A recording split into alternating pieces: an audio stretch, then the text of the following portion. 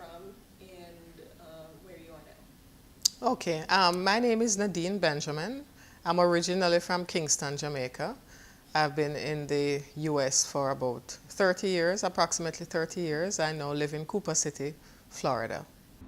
Initially, Nadine and her mother Perline lived together in Nadine's grandfather's house in rural Jamaica, where the family had been for generations and where Perline grew up.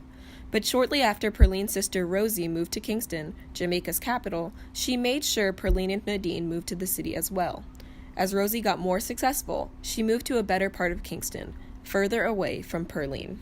My mother, who was a seamstress, wasn't well paid. And so she lived, typically we would rent a room in Jamaica. And I lived with her alone. And we lived in a part of somebody's house. So life was kind of settled. It was rough. We didn't have a lot, but we were basically happy. We were always very close with family.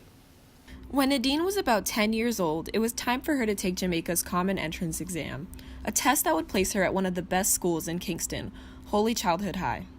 At the time, Perline was having a difficult time making a living in Kingston, so she decided to move back to the countryside and leave Nadine to live with Rosie to be able to attend school in Kingston and have a better life.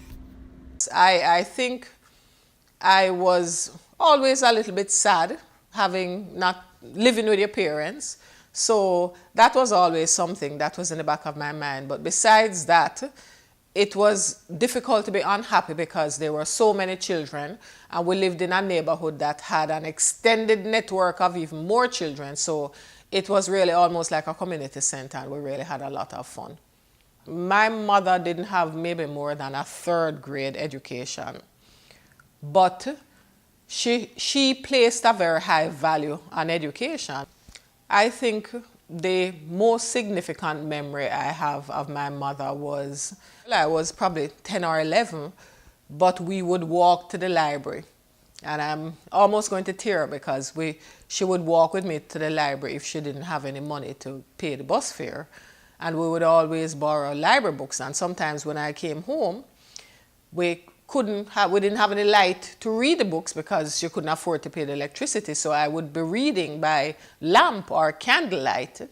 But she insisted that we would have to go to the library every Saturday morning. For me, education was really the only way out. I remember thinking I would not like to live if I had to be poor like this for a long time. So that was always something that was always to the forefront of my mind. And there were not very many opportunities to not remain poor besides education. And in Jamaica, that's really how your luck is. It's a poor country, so there are a lot of people in poverty, and there are few ways to get out of poverty. So people might run, or they might sing, or they might do athletics, they might do other things, because those are the only opportunities you really have to get out of it. And of course, education. After high school, Nadine went on to the advanced studies that would prepare her to attend a university. She passed Jamaica's A-levels test, which qualified her to attend a university. Nadine lacked the finances to attend a university full-time, but she was determined to strive for higher education. She was accepted into the degree program at University of the West Indies and got employed as a full-time typist at Victoria Mutual, one of Jamaica's largest building societies that offer home loans. During the daytime, she would go to work at Victoria Mutual and hitch a ride to University of the West Indies in the evening to attend class. After 5 or 6 years of hard work and long days, she completed her degree with honors. During her time at university, she made contact with her father, who said he would file for her to come to America. But by the time the immigration papers came through and she attained her degree, she no longer desired to immigrate. To be honest with you, I really didn't plan to go to America anymore because I was very happy. I had a car, I was living in nice surroundings, and I was doing very, very well. And then Hurricane Gilbert came and literally blew down all of Jamaica, blew down everything. No light, no water for months, and I had a green card, so I decided that, you know what, I think I'm going to migrate. Without her friends or family, and living with her father and stepmother for the first time, she was miserable in America. And then when I came to America, I felt as if all that I had worked for was recognized. It was difficult to get a job at the same level that I had had in Jamaica, and I was surprised about that, and I was very disappointed because I came here with a degree, I had a good job, I was traveling all over the country, and then I came here, and none of that mattered.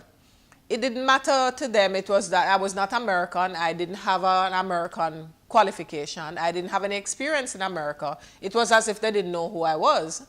And I think coupled with just working hard all your life to achieve something, to now go back after you thought you had already achieved it, it was very difficult to adjust to that feeling.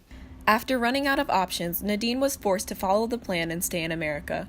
She applied and got accepted into Florida International University's master's program for journalism, and then she landed a job as an administrative assistant at Humana Healthcare. Very soon, her spirits were lifted when she was promoted to provider relations manager and was responsible for an entire county.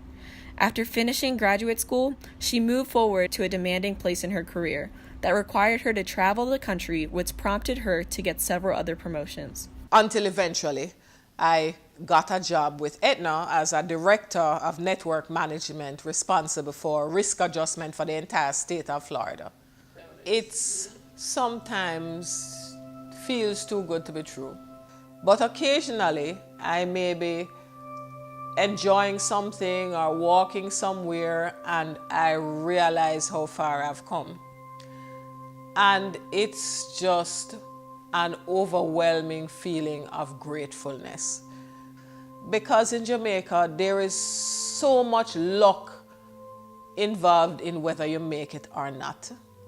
I always wonder what would have happened to me, where would I have been? You know, I wonder sometimes why me? Why it is that I was so lucky and so many others weren't. And so my response to that is to provide an avenue for people to achieve their dreams. I really feel that there are so many people who could make it, who have potential, but they don't have anybody who would give them the chance to do it. It behooves all of us to try as much as we can to help children somewhere, you know, however you can do that, whatever that looks like to you, because it makes a difference frequently between life and death.